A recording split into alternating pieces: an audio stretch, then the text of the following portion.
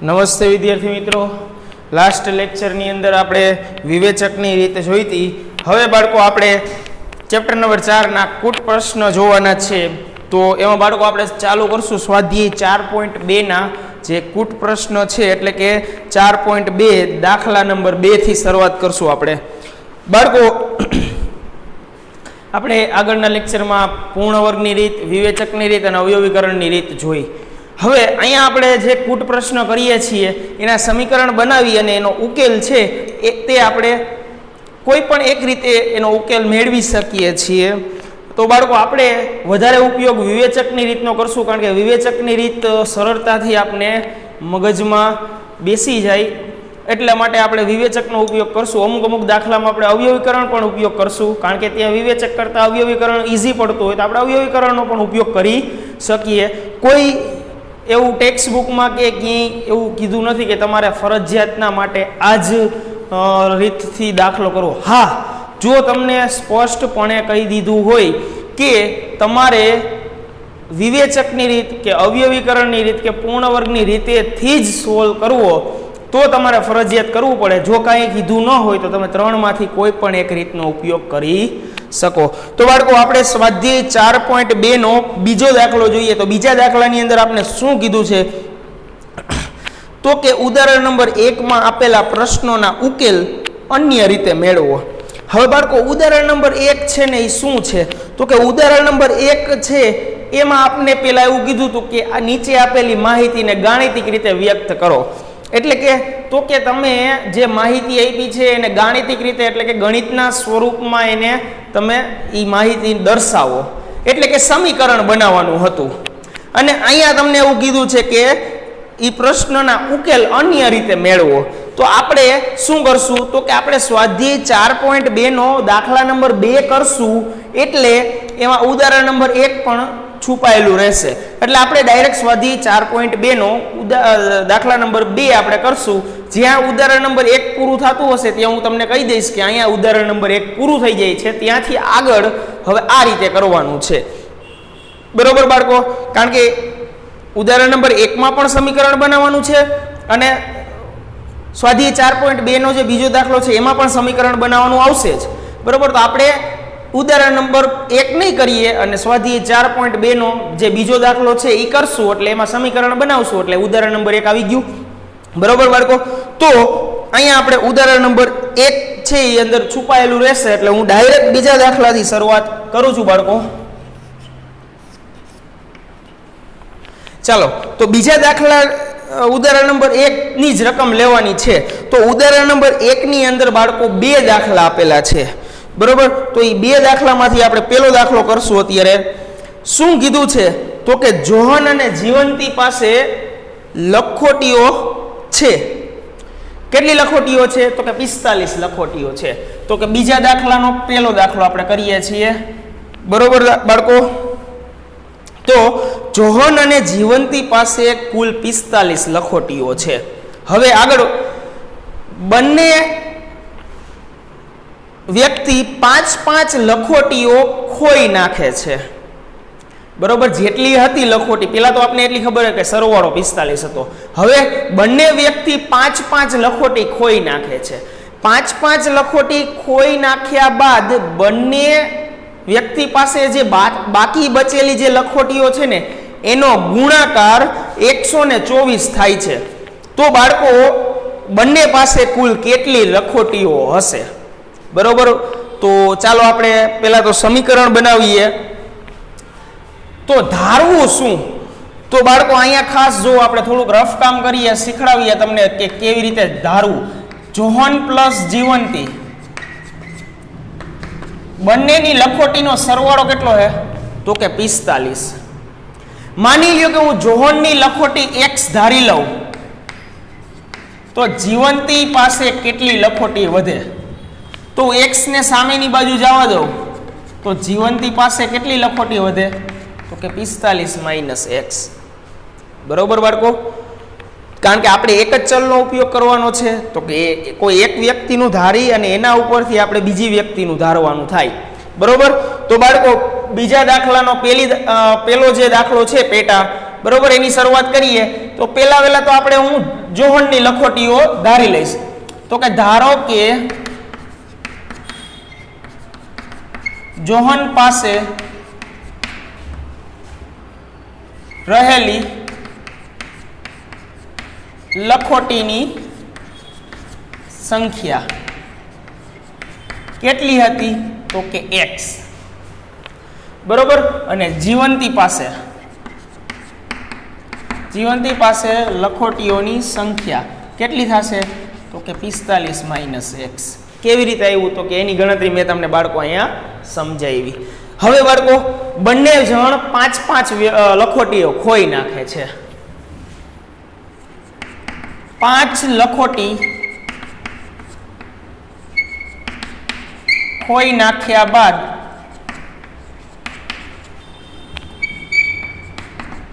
John પાસે રહેલી લખોટીની સંખ્યા. તો બાળકો પેલા કેટલી હતી? x હતી, એમાંથી 5 ખોવાઈ ગઈ, તો કેટલી થઈ જાય? x - 5. બરોબર બાળકો. હવે સેમ જીવંતી પણ 5 લખોટી ખોઈ નાખે છે, તો જીવંતી પાસે કેટલી વધશે?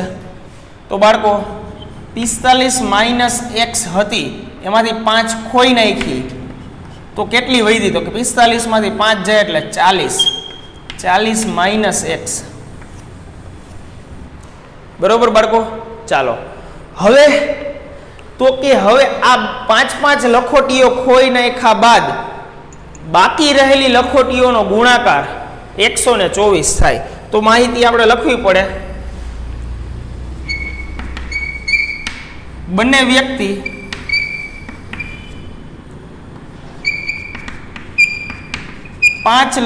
બંને વ્યક્તિઓ 5 લખોટી ખોઈ નાખ્યા બાદ બાકી રહેલી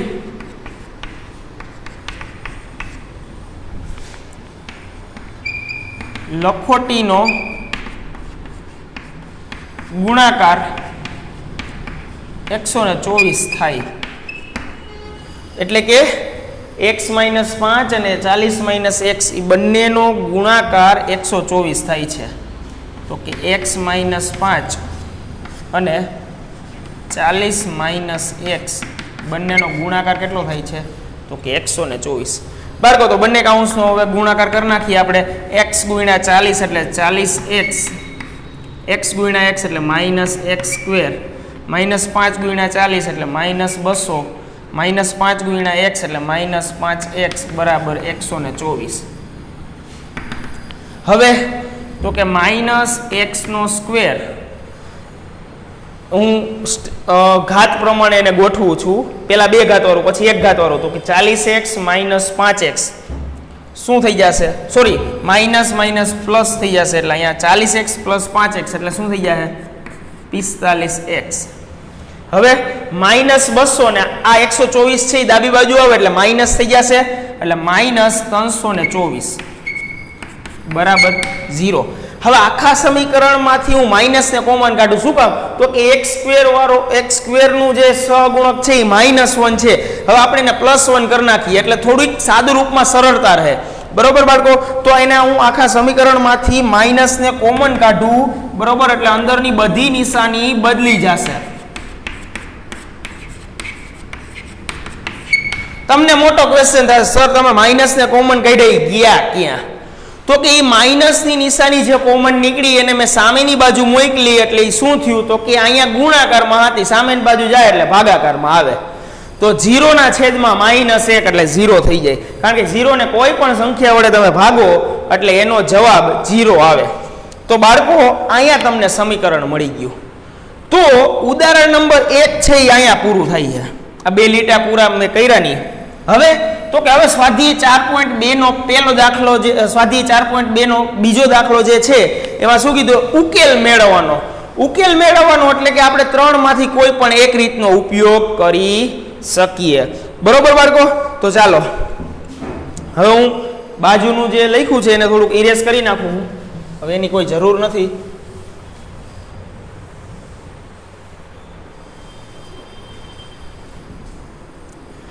બાળકો હવે મારે આ દાખલો અવયવીકરણની રીતે કરવો છે, બરોબર. તો કેવી રીતે કરવું? તો જુઓ,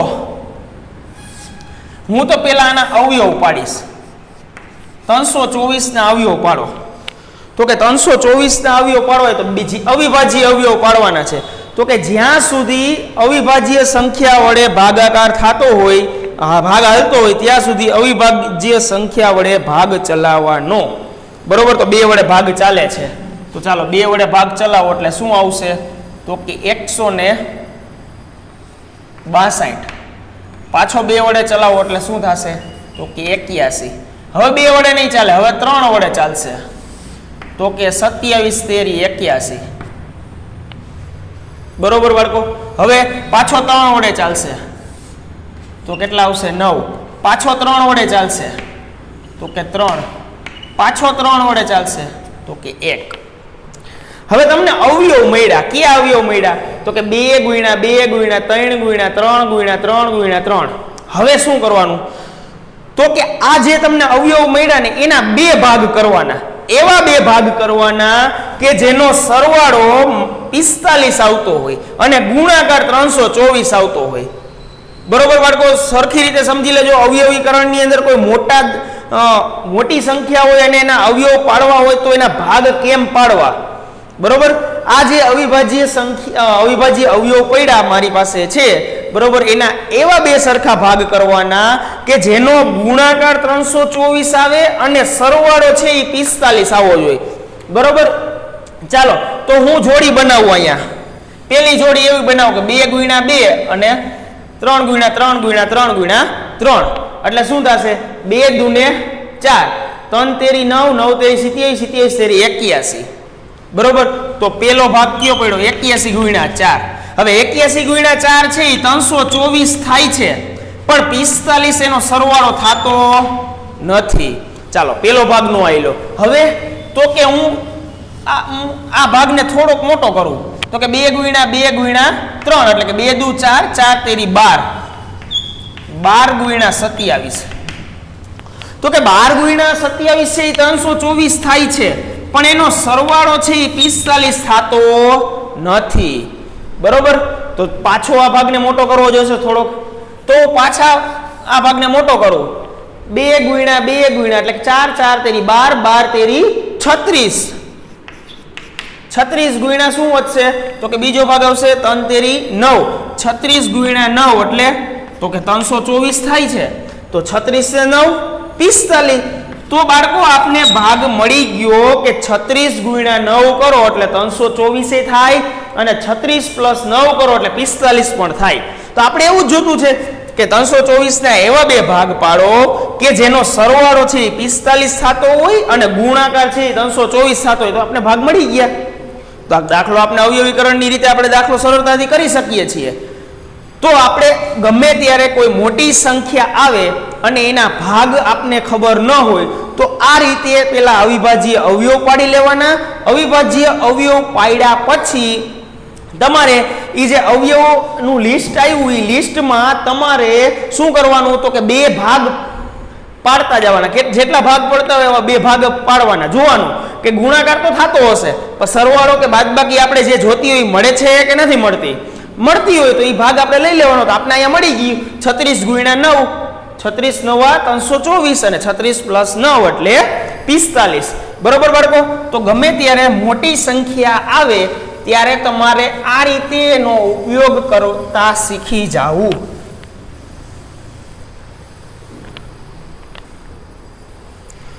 તો બાળકો આ જે છે આપણે મળી ગયું. અહીંયા ઉદાહરણ નંબર 1 પૂરું થઈ ગયું. હવે આપણે શું કરશું? તો કે આને સમીકરણ નંબર હું 1 આપી દઉં અને અહીંયા લખી નાખું. સમીકરણ 1 ને અવયવીકરણ થી ઉકેલતા, બરોબર બાળકો. ચાલો આપણું જે સમીકરણ છે એમાં સમીકરણમાં શું આવ્યું? તો કે x² અને અહીંયા પાછળ શું છે? તો કે પ્લસ 324. હવે બે ભાગ પડ્યા એ આપણે ખબર છે, એક 9x પડ્યા અને એક 36x પડ્યા. હવે તમે એમ કહેશો સર હું 9 ને પછી લખું 36 ને પહેલા લખું તો ચાલે, એમાં કોઈ પ્રોબ્લેમ નથી. તો હું 9 ને 36 ને પછી પહેલા લખું, કારણ કે બેયમાં જવાબ તો તમને મળશે જ, બરોબર. તો અહીંયા હું 36x લખું ને અહીંયા 9x લખું. પહેલા લખ્યું તું એમ કરો તોય તમને જવાબ મળે, આમ કરો તોય તમને જવાબ મળે, બરોબર બાળકો. ચાલો હવે નિશાની કઈ મૂકવી સર, ઈ મોટો પ્રશ્ન છે. તો કે સરવાળો કરવાનો છે ને સરવાળાનો જવાબ શેમાં જોતો છે? માઇનસમાં જોતો છે. તો કે સરવાળો કરવાનો હોય બાળકો તો બેયની સરખી નિશાની હોવી જોઈએ. હાલો આપણે બેયની સરખી નિશાની રાખશું. હવે સરવાળાનો જવાબ શેમાં જોતો છે? તો કે માઇનસમાં જોતો છે. હવે માઇનસમાં જોતો હોય તો આપણે મોટા પદની નિશાની માઇનસ રાખવી પડે. હવે મોટા પદની નિશાની માઇનસ રાખીએ તો આપણે પહેલા વિચાર્યું તો બેયની સરખી નિશાની જોઈ તો આપણે બેયની સરખી નિશાની મૂકી દઈએ, ઇક્વલ ટુ 0. બરોબર બાળકો, ખબર પડી ગઈ કઈ રીતે કરવાનું? હવે બબેની જોડી બનાવો. તો કે બબેની જોડી બનાવી તો પહેલી જોડીમાં શું કોમન નીકળ્યું? તો કે x - 36. હવે માઇનસ 9 કોમન કાઢું એટલે શું વધશે? તો કે x - 36 બરાબર 0. હવે તમને એમ થશે સર તમે માઇનસ કોમન કેમ કાઢ્યા? તો કે 9 ની નિશાની માઇનસ છે એટલે માઇનસ એ ભેગા કોમન નીકળે. હવે તો કે x - 36 શું કામ? તો કે બે પદની અંદર કાઉન્સ સરખો છે એટલા માટે આપણે બે પદની નિશાની સરખી મૂકશું. બે પદની નિશાની સરખી છે, બરોબર, એટલે બે કાઉન્સ સરખા છે તો એને મેં બહાર કાઢી લીધો. વધ્યું શું? તો કે x - 9 બરાબર 0. હવે બે કાઉન્સ બરાબર 0 મૂકો તો કે x - 36 બરાબર 0 અને x - 9 બરાબર 0. તો આપણે શું જવાબ મળ્યો? તો કે x 36 હોય અને x 9 પણ હોય, બરોબર. તો આનો મતલબ શું થયો? કાં તો જોહન પાસે 36 લખોટી હશે ને કાં તો જોહન પાસે 9 લખોટી હશે. હવે આપને કીધું નથી કે કોની પાસે વધારે છે ને કોની પાસે ઓછી છે, એટલે બે પોસિબિલિટી રીએ કે 36 પણ હોઈ શકે અને 9 પણ હોઈ શકે. તો બાળકો અહીંયા ફાઇનલ જવાબ આપણો પૂરો નથી થતો, આપણે બેયની લખોટીઓની સંખ્યા ગોતવી પડે, બરોબર. તો અહીંયા લખવું પડે જો જોહન પાસે 36 લખોટી હોય તો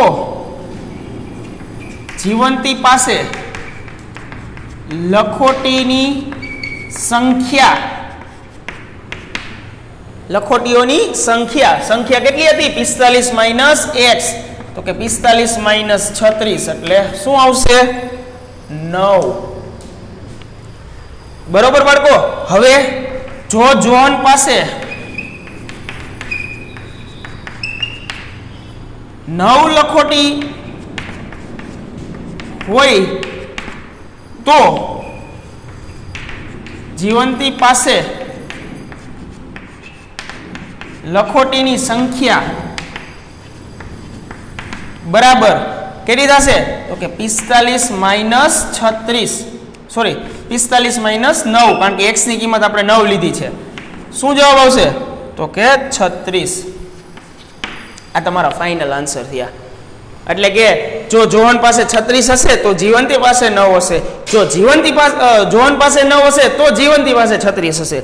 બેય જવાબ તમારે લખવા પડે તો તમને પૂરા માર્ક્સ મળે, બરોબર બાળકો.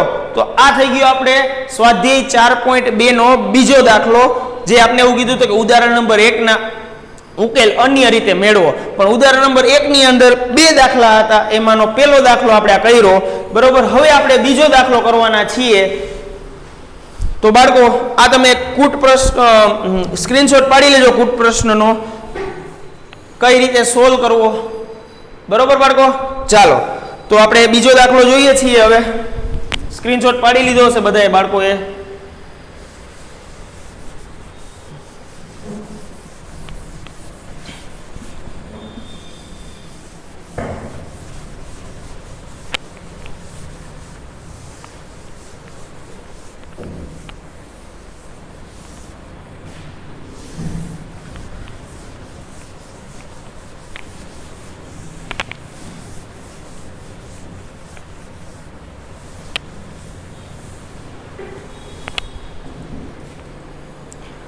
ચાલો બાળકો, બીજો દાખલો, જે ઉદાહરણ નંબર 1 ની અંદર 2 દાખલા છે એનો બીજો દાખલો.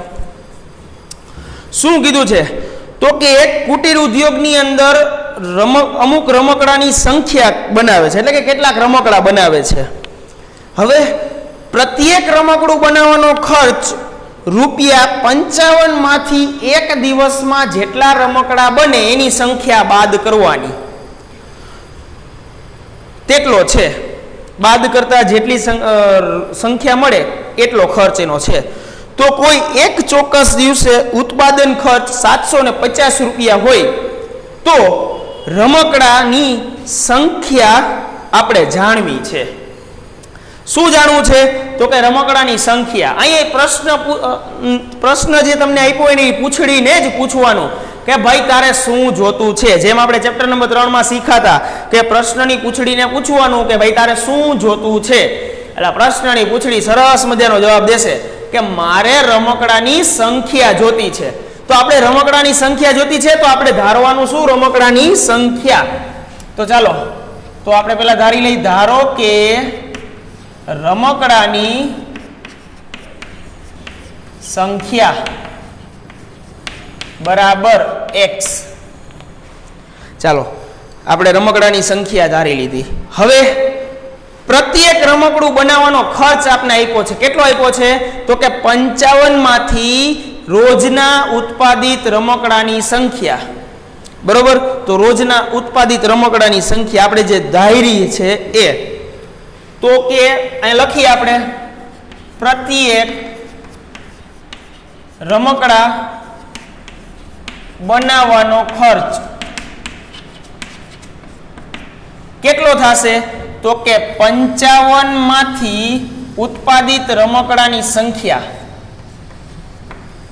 તો કે રમકડાની ઉત્પાદિત સંખ્યા કેટલી છે? તો કે x. બરોબર?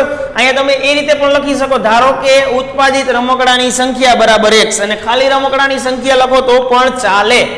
પ્રત્યેક રમકડા બનાવવાનો ખર્ચ કેટલો છે? તો કે ટેક્સ્ટ બુકમાં એવું કીધું હતું કે 55 માંથી એક દિવસમાં ઉત્પાદિત થતા રમકડાની સંખ્યા.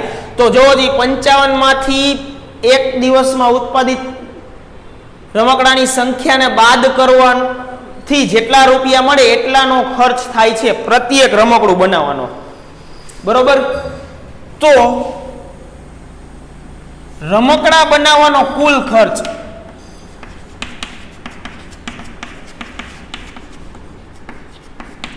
તો કે રમકડા બનાવવાનો કુલ ખર્ચ આપણે કેમ મળશે?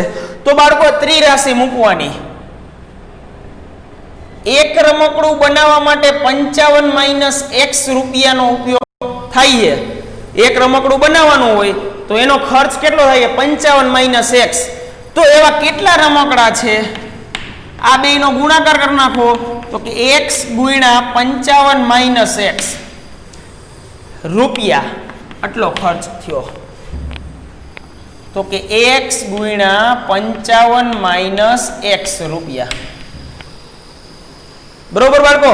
તો આ ખર્ચ આપને શું મળ્યો? તો કે કુલ રમકડા બનાવવાનો ખર્ચ મળ્યો. પણ આપને કોઈ એક નિશ્ચિત દિવસે ખર્ચ આપી દીધો છે. કેટલો આપ્યો છે? તો કે 750 રૂપિયા. તો અહીંયા લખવું પડે નિશ્ચિત દિવસે કુલ ખર્ચ 750 રૂપિયા છે. એટલે કે બાળકો 750 રૂપિયા છે એ કોના બરાબર? તો કે આ કુલ ખર્ચ છે એ કોઈ નિશ્ચિત દિવસનો છે, અને પછી આપણે એવું કીધું કોઈ એક નિશ્ચિત દિવસે 750 રૂપિયાનો ખર્ચ થાય છે. તો આના બરાબર શું લેવાનું? તો કે 750. તો બાળકો અહીંયા આપણું સમીકરણ બનવા આવ્યું x કૌંસમાં 55 - x બરાબર 750. હવે x ને અંદર ગુણી દો એટલે શું થાય? 55x - x નો સ્ક્વેર બરાબર 750. હવે શું કરવાનું? તો કે x સ્ક્વેર પેલા લઈ લ્યો, એટલે કે ઘાતના સ્વરૂપમાં ગોઠવી નાખીએ. -x સ્ક્વેર પ્લસ 55x - 750 બરાબર 0. બાળકો પાછો x સ્ક્વેર નો સહગુણક -1 આવ્યો તો -1 ને દૂર કરી નાખીએ એટલે અંદરના બધા પદની નિશાની બદલી જશે.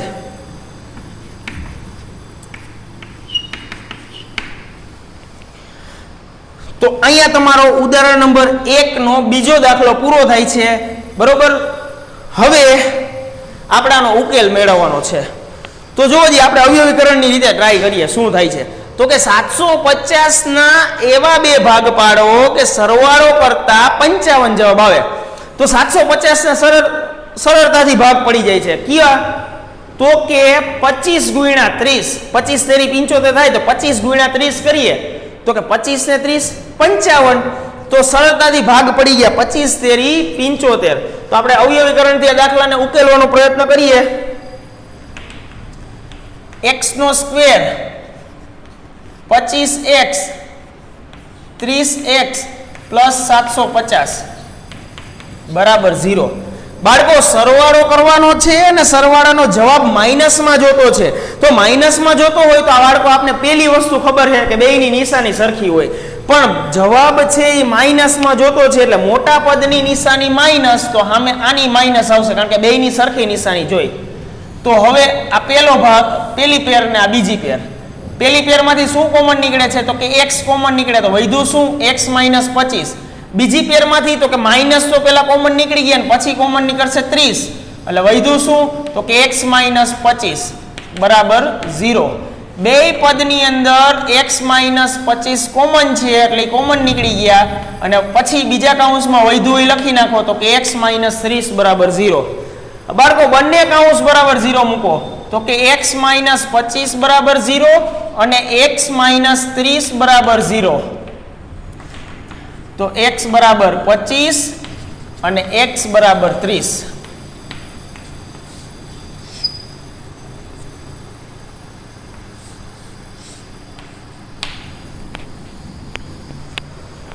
તો જોજી બાળકો શું આવ્યું તો કે રમકડાના ઉત્પાદકની સંખ્યા કાં તો 25 હશે અને કાં તો 30 હશે.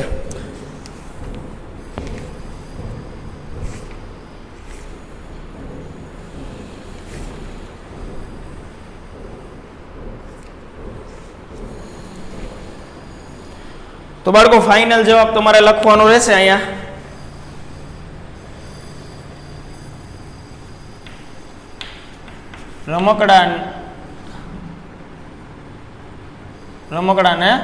રમકડાની ઉત્પાદિત સંખ્યા 25 ઓર 30 હશે. બરોબર બાળકો. તો આ થઈ ગયો સ્વાધ્યાય 4.2 નો બીજો દાખલો. તો બાળકો સ્ક્રીનશોટ પાડી લેજો.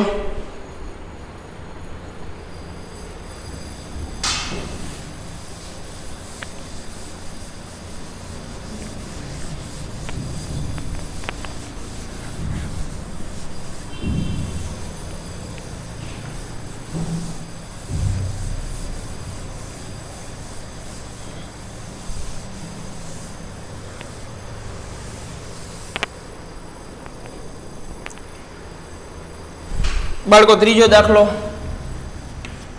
સ્વાધ્યાય 4.2 નો ત્રીજો દાખલો શું કીધું છે તો કે બે એવી સંખ્યા શોધો કે જેનો સરવાળો 27 અને ગુણાકાર 182 થાય. બરોબર બાળકો. ચાલો તો આપણે પહેલા તો બે સંખ્યા શોધવાની છે. હવે બે સંખ્યા શોધવાની છે તો એક સંખ્યાને આપણે ધારી શકીએ. ધારો કે પહેલી સંખ્યા બરાબર x. હવે પહેલી સંખ્યા પ્લસ બીજી સંખ્યા બેનો સરવાળો કેટલો થાય છે 27. મેં પહેલી સંખ્યાને x ધાર્યો તો બીજી સંખ્યા મને શું મળે તો કે બીજી સંખ્યા બરાબર 27 માઇનસ x થાય, કારણ કે x ને સામેની બાજુ જવા દો. બરોબર.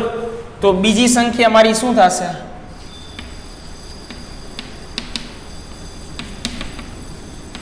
27 માઇનસ x. બરોબર બાળકો.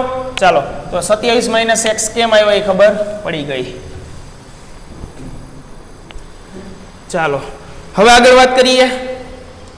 શું કીધું છે તો કે બંને સંખ્યાનો ગુણાકાર, આ બંને સંખ્યાનો ગુણાકાર કેટલો થાય છે તો કે 182.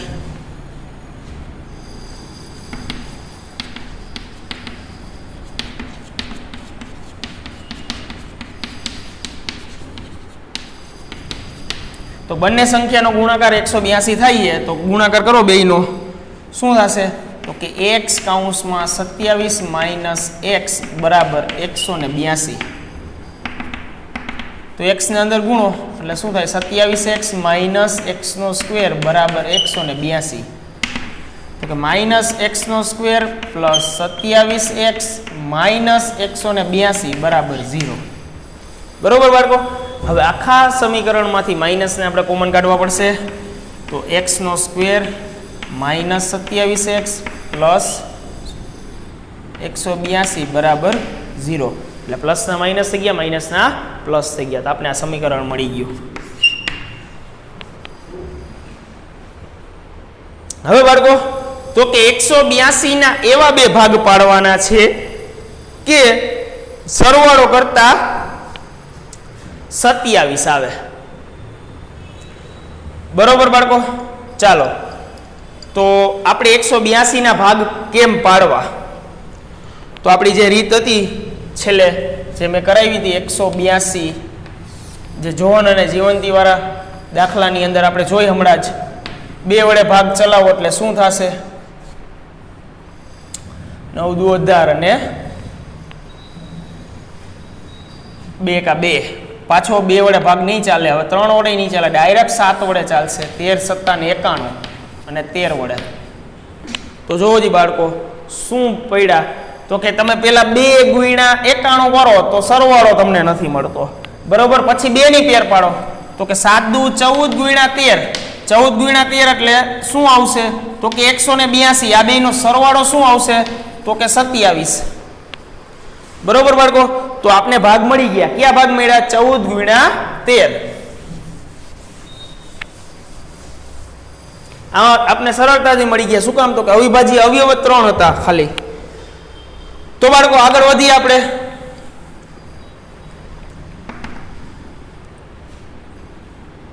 x નો સ્ક્વેર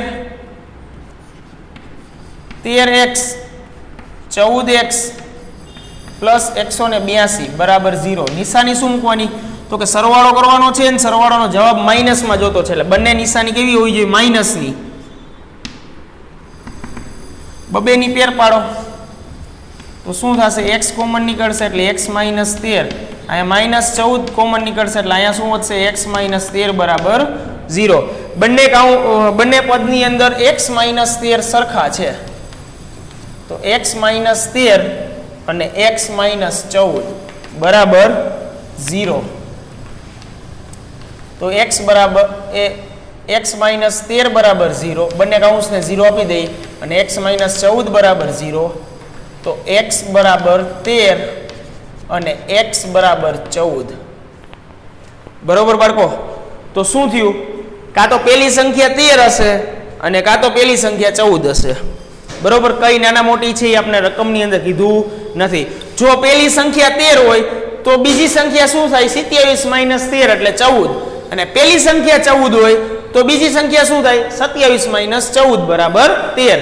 બરોબર બાળકો? તો ચાલો આપણે ફાઇનલ આન્સર હું લખતો નથી, તમને મેં સમજાવી દીધો છે કે પેલી સંખ્યા 13 હશે તો બીજી સંખ્યા 14 હશે, અને પેલી સંખ્યા 14 હશે તો બીજી સંખ્યા 13 હશે. બરોબર બાળકો?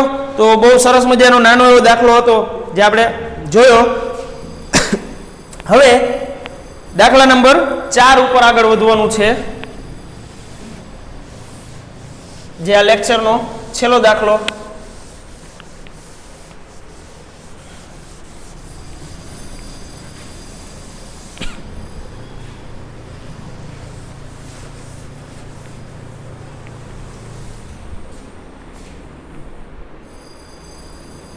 શું કીધું છે? તો કે જેના વર્ગોનો સરવાળો 36 થાય એવી બે ક્રમિક ધન પૂર્ણાંક સંખ્યાઓ શોધો. જેના વર્ગોનો સરવાળો 365 થાય એવી બે ક્રમિક ધન પૂર્ણાંક સંખ્યા. ધન પૂર્ણાંક સંખ્યા કીધી છે, બરોબર? એટલે બધી ધન સંખ્યા લેવાની. ક્રમિક કીધી છે, હવે ક્રમમાં આવી જોઈએ. ક્રમમાં આવી જોઈએ એટલે કે 1 પછી 2, 2 પછી 3, 3 પછી 4, તો બધામાં એક એક ઉમેરીએ આપણે. બરોબર? એ ક્રમિક કહેવાય. તો આપણે શું ધારવું પડે? તો કે દાખલા નંબર 4 ની ચર્ચા કરીએ છીએ આપણે. તો કે ધારો કે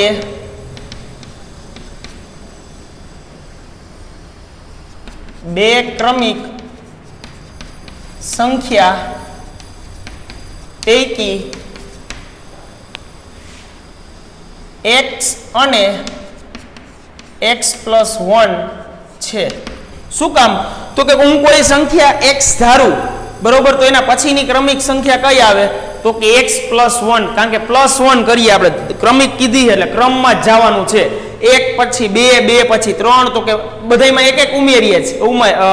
ધન પૂર્ણાંક કીધી, પૂર્ણ સંખ્યા હોય છે એટલે બધાયમાં એક એક આપણે ઉમેરીએ છીએ, બરોબર. તો બે ક્રમિક સંખ્યા પૈકી x અને x+1 છે. હવે શું કીધું છે? આનો વર્ગ કરો ને, વર્ગનો સરવાળો, બરોબર, તો ઈ 365 મળે છે. તો કે x આખા કૌંસનો વર્ગ પ્લસ x+1 આખા કૌંસનો સ્ક્વેર બરાબર 365. તો શું થશે અહીંયા? x નો સ્ક્વેર, આનું વિસ્તરણ કરો, શું થાય? x નો સ્ક્વેર પ્લસ 2x પ્લસ 1 બરાબર 365. એનું વિસ્તરણ કેવી રીતે આવ્યું? તો કે સૌથી પહેલો લેક્ચર તમારે મારો યાદ કરવાનો છે, a પ્લસ b નો હોલ સ્ક્વેરનું વિસ્તરણ મેં તમને શીખડાવેલું હતું. એનું કંઈક સૂત્ર હતું, પ્રથમ પદનો સ્ક્વેર પ્લસ 2 ગુણ્યા પેલું બીજું પદ પ્લસ અંતિમ પદનો સ્ક્વેર. હવે x square plus x square એટલે શું થાય? 2x square plus 2x plus 365 ડાબી બાજુ આવે એટલે માઇનસ થઈ જાય, તો 1 માઇનસ 365 એટલે શું થઈ જાય? માઇનસ 364 બરાબર 0.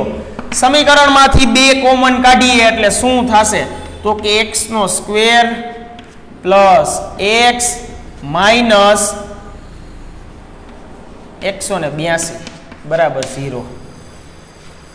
શું થયું બાળકો? આ તો કે આખા સમીકરણને મેં 2 વડે ભાગી નાખ્યું. કોમન કાઢવું એટલે શું? તો કે જે સંખ્યાને તમે કોમન કાઢો એ આખા સમીકરણને ઈ સંખ્યા વડે તમારે ભાગી નાખવી પડે, બરોબર. હવે અહીંયા શું થયું? તો કે 182 ના એવા 2 ભાગ પાડો કે બાદબાકી કરતા 1 આવે. તો લાસ્ટ જે એક્ઝામ્પલ જોયો એનો પણ એવું જ કંઈક હતું. 182 ના એવા 2 ભાગ પાડો સરવાળો કરતા 27 આવવા જોઈએ, બરોબર. તો ત્યારે આપણે ભાગ પાડ્યા હતા 14 ગુણ્યા 13, બરોબર. તો એવી જ રીતે અહીંયા 182 ના 2 ભાગ આપણે મળી ગયા 14 ગુણ્યા 13. 14 માંથી 13 જાય એટલે 1 વધે, તો x નો સ્ક્વેર 14x 13x માઇનસ 182 બરાબર 0. હવે બાદબાકી કરવાની, બેયની નિશાની અલગ અલગ આવશે, પણ બાદબાકીનો જવાબ પ્લસમાં જોતો એટલે મોટા પદની નિશાની પ્લસ ને નાના પદની નિશાની માઇનસ. x ને કોમન કાઢો એટલે શું વધ્યું? x plus 14. આમાં માઇનસ 13 કોમન કાઢો એટલે શું વધ્યું? x પ્લસ 14 બરાબર 0. બે કાઉન્સ બરાબર સોરી પેલો કાઉન્સ કોમન નીકળશે, x પ્લસ 14 બે પદમાં છે, તો કે બીજો કાઉન્સ શું બનશે? તો કે x માઇનસ 13 બરાબર 0. હવે તો કે બે કાઉન્સ બરાબર 0 આપી દો, તો x પ્લસ 14 બરાબર 0 અને x માઇનસ 13 બરાબર 0. તો x બરાબર માઇનસ 14 અને x બરાબર 13. તો બાળકો આપને રકમની અંદર એવું કીધું હતું કે ધન પૂર્ણાંક સંખ્યા મળવી જોઈએ. અહીંયા તો આપણે ધન પૂર્ણાંક સંખ્યા મળી નહીં, તો બાળકો અહીંયા આપણે લખવું પડે કે x બરાબર માઇનસ 14 શક્ય નથી, કારણ કે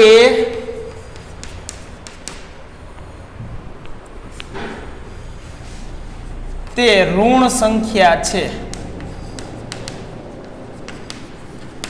ઋણ સંખ્યા હોવાથી આપણે તો ધન સંખ્યા ધારો કીધી હતી, ધન ક્રમિક, બરોબર.